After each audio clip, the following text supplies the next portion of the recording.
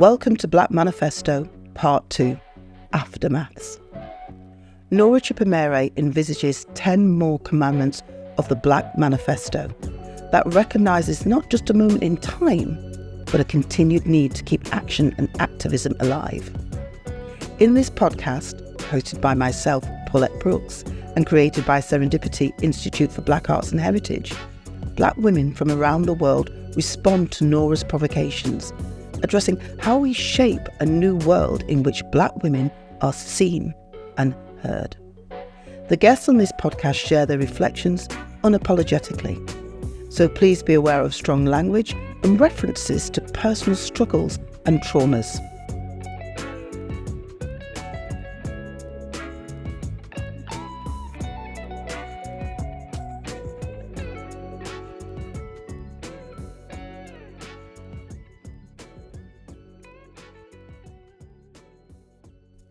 Thanks for asking me to join in on the conversation. I see that Anita and Cynthia and Yinka, and there's some great women on the platform. Definitely. I think it's really, really important that we collaborate and we pull all these different voices together. And what's really quite interesting about pulling all the voices together is how much we are in tune and how much we're in sync.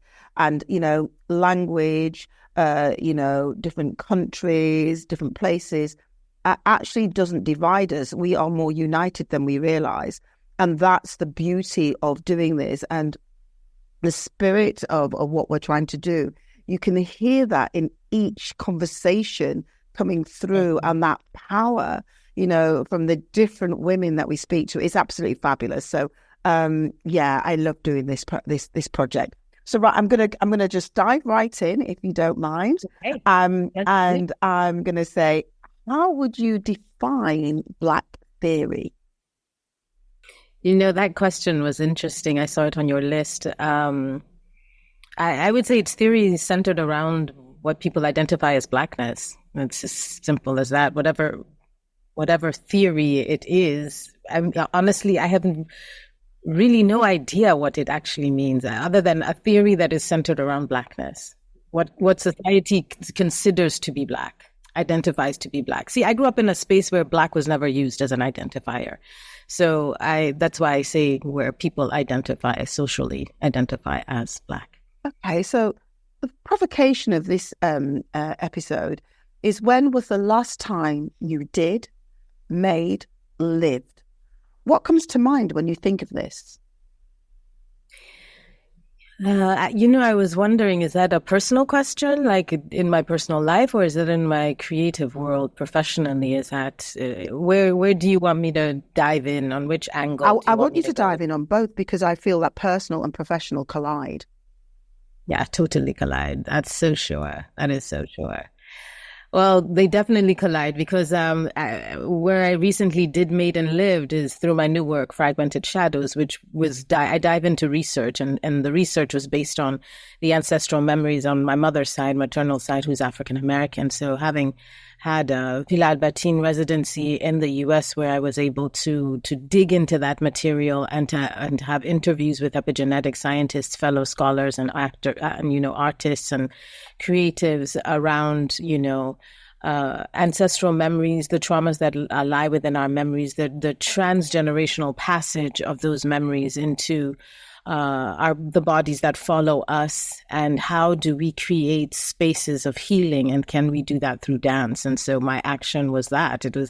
I literally was in the space asking the questions, in the space creating the work and moving, and with two other bodies in the space as well, who are Edel Dipol, who's from Guadeloupe, and Sherwood Chen, who's Taiwanese American. So yeah, I would say that definitely collided with both my personal and professional world. So looking at that collision, can you talk about how you then combine theory and action? Because you touched on it with research. So how do you combine the two things as a process? Well, Yeah, definitely research based because I have to know what I'm digging my teeth into. So the theory part is definitely important. Like theoretically, what am I trying to what am I trying to dive into creatively?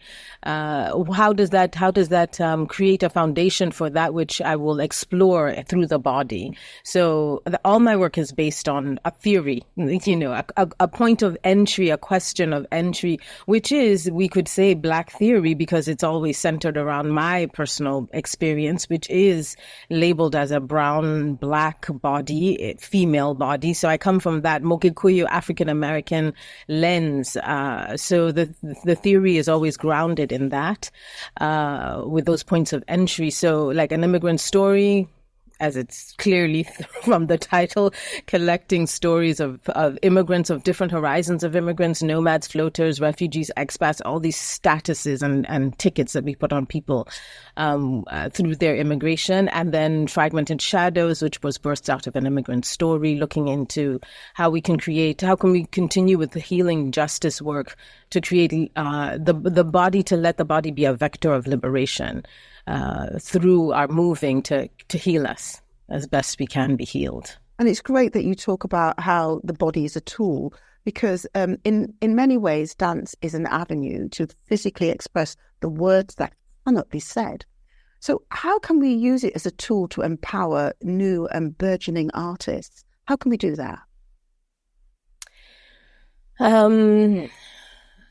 I think, honestly, it lies in how we value the arts and how that creates opportunities for the artists to feel empowered and to even be able to exercise this practice of empowering themselves as well as their communities at large, intimate and at large. And I think, honestly, that just comes down to financial resources that are sustainable. The first thing that is kicked out of a academic program in primary school, high school, is always dance, is always kicked out first. It's always an extracurricular activity. You're lucky if it's a part of the curriculum. And then if it is part of the curriculum or even extracurricular, if there's a funding issue, it's cut. So if at the baseline, if society can value movement, art in general as something that's valuable, it's more than just some a good time for us to release and to have a party, and that's great and wonderful, and it's part of customs and rituals and traditions. That's wonderful, but it is also a professional space. So how can we funnel support in that way that is sustainable, but also and once you are in the ecosystem of creating and feeling empowered as an artist, an emerging artist at all our different stages in our emerging, how can that sustained financial support be there for us that also merits our experience versus just always staying on a very baseline space? And how can we add to that so that it can increase also that the engagement of the artist, so we don't lose so many artists along the way. So your career has sort of navigated the different spaces that you were talking about, and your career has spanned the globe. I mean, you've worked from Kenya to Paris to New York and beyond. Can you discuss how this has shaped your experiences as both an academic but also a choreographer? I think travel is so important. It's one of our greatest teachers. I think that working with a diverse body of choreographers and directors to see their processes, their approaches, their methods is super important. To work under the tutelage of a professor or a mentor, to sit at the feet of the elders, I cannot say how much that has helped me. To be in spaces where I observe, but I also absorb is really important. So all of these have helped shape me as the choreographer, the performer, as well as the teacher within me, and the choreographer who also has a company that she's also behind the administrative scenes. Like, how does that work as well? So it's not just about being on the front, but it's also about being in the back. How do you operate? How can you function in a healthy manner? And I really do believe it's all these things that I just described that have helped further me along. Because each space in which I've been in has fed me in so many different ways, culturally, and artistically, aesthetics, approaches, methods. But I'm just going to probe a little bit further, because Your work embraces the complexity of stories and grounded in the stories that have been previously unheard or ignored. So can you talk about and share your ideas on how dance can provide a space for knowledge sharing? I think, dance, as we've mentioned, goes beyond words. So it's a tool that actually, a space in which we can create deeper conversations without words. I find that it is a space in which we can also cleverly provoke and stimulate society, the communities which we live in, the communities which we perform for, and our work is presented to. I think that through the body, through the inquiries that particularly myself and my fellow choreographers that I know that have been on this podcast, we use our dance to create, as a catalyst for positive change. You know, as Fela Kuti, the musician, said, music is a weapon, dance is definitely the weapon, my weapon. Wow. Well, just going to be a little bit more provocative here, and just looking at how things function in the UK. And in the UK, funding in it is being funneled from the arts and dance courses into STEM. And STEM for us is science, technology, engineering, and maths. And in the US, they've also seen cuts to arts budgets as well. Can you share your thoughts on dance in academia and its role in the field of study? Because you've just talked about, you know, it's yours, it's your way you find your voice, but yet we're saying it's the first point you just said where things can be cut. Yes, exactly. You know, I think it goes again to how we value something, you know. Clearly, we value STEM more than we value art, which I also believe that they all intercede and they feed each other. So, it's unfortunate that we have to have even these conversations. But I do believe that we need not only people who create dances, make dances, but we also need to, as makers of dance, to be intellectuals. I will never forget when Bill T. Jones said, we have to be intelligent dancers.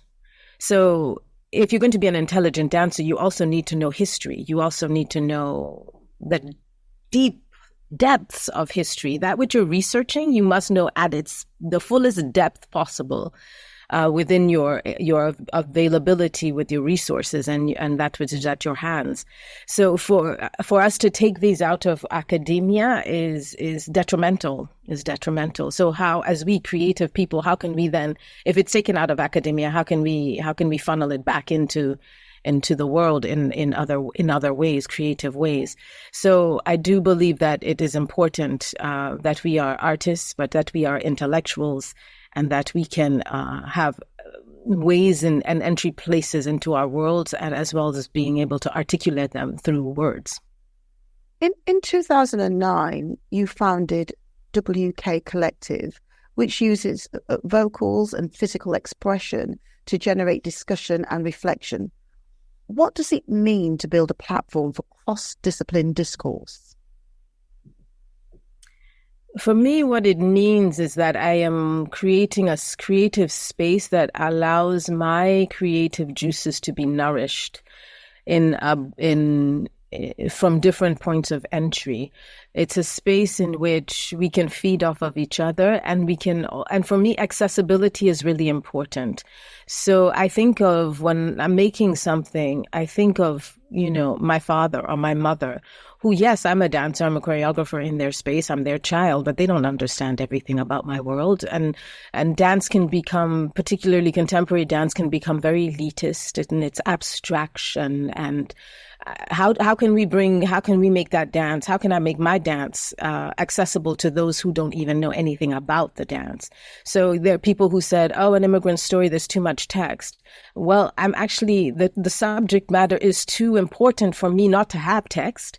And text also is another entry point for people to connect to a work. So I think my mother, my father, they can connect to the work really quickly because I've integrated text. So they feel that there's a security blanket blanket for them to be able to ride the wave of the work, because they can, okay, now I'm understanding. Okay, I know where she's going. Okay, I know where she's going.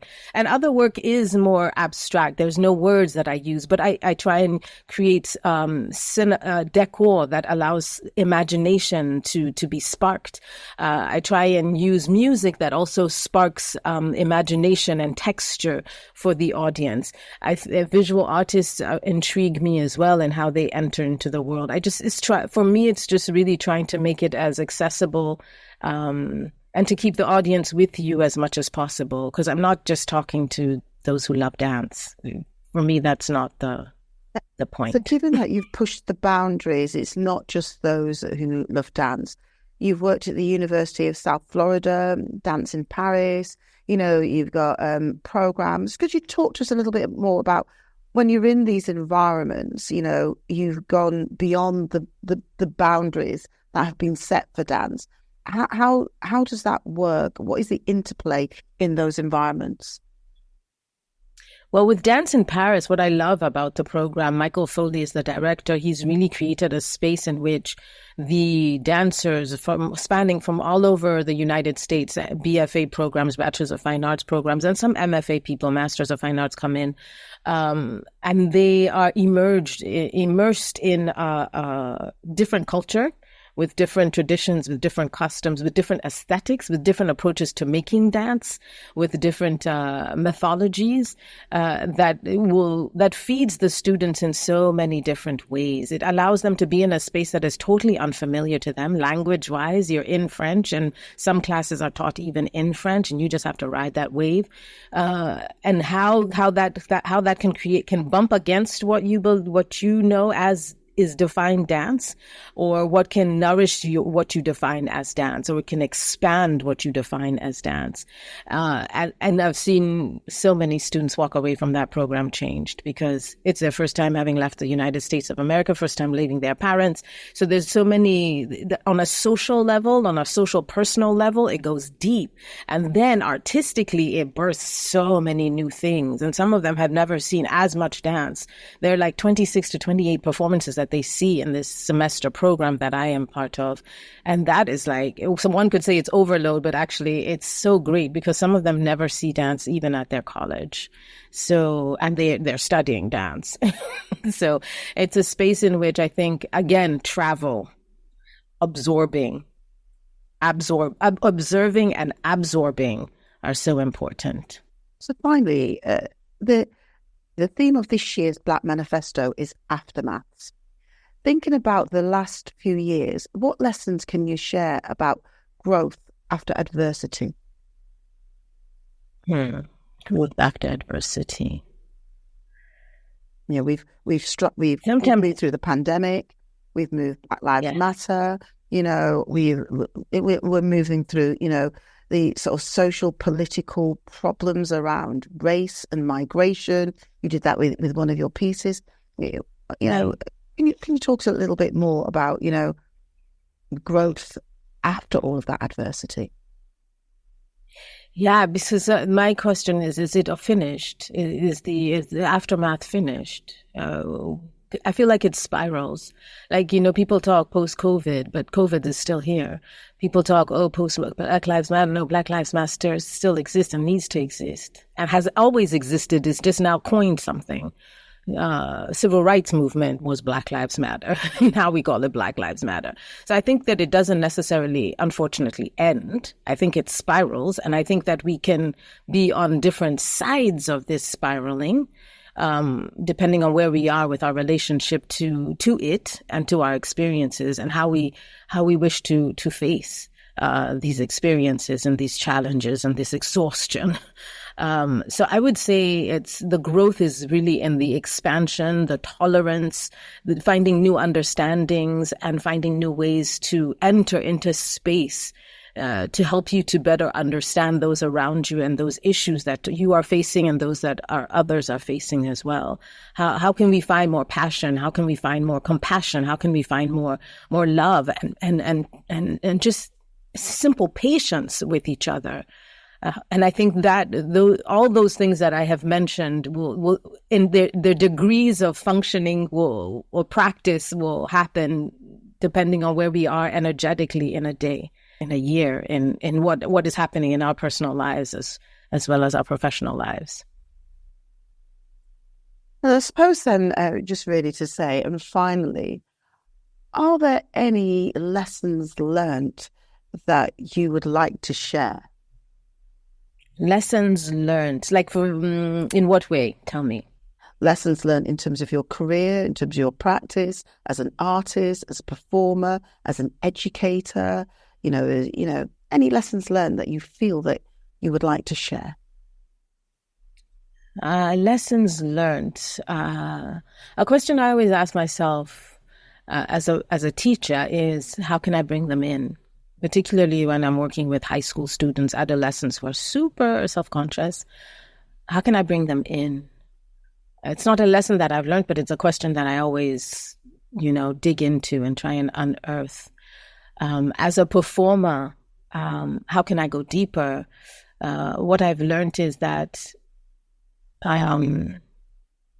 there is power in subtlety. Virtuosity is not necessarily your leg going up. Virtuosity can be in the smallest gesture. That can be so powerful. I've learned that the mature dancer is one of the most powerful beings on that stage, even though we're discriminated and pushed aside. I have learned as a choreographer that you must listen to those in the room and gauge and feel and most importantly, listen to the work. What does the work want? How does the work want to live? How does it want to be breathed into? How does it want to be birthed? What does it want to say? You thought it wanted to say one thing, but is it really that? Listen to the work. And then I would say as a dancer as well, or just as an artist in general, is that, like Jawale said, keep the bigger picture always in front of you. Always. And on that, because if you think there may be injustice or inequality, if you look beyond that, there may be a blessing. On that note, I'm going to say thank you. It's been an absolute pleasure talking to you today. Thank you for joining the Black Manifesto and the absolutely wonderful group of women, international voices that we are hearing. So thank you. Oh my God, I'm so pleased to be amongst the fold. It's an honor to be amongst the fold. Thank you so much for bringing me in. I really appreciate it. I love to continue to support that which you're doing, which is important work, which is so important. Thank you so much. Thanks. Yay. In the next episode, we'll explore the commandments on care, self-care, or pure rampant narcissism. Black theory is action. When was the last time you did, made, lived? You can read more about the Black Manifesto in Black Ink. Published by Serendipity Institute for Black Arts and Heritage, Black Ink is an annual magazine bringing together artists from across the African Caribbean diaspora and indigenous communities to discuss Black arts, heritage and cultural politics.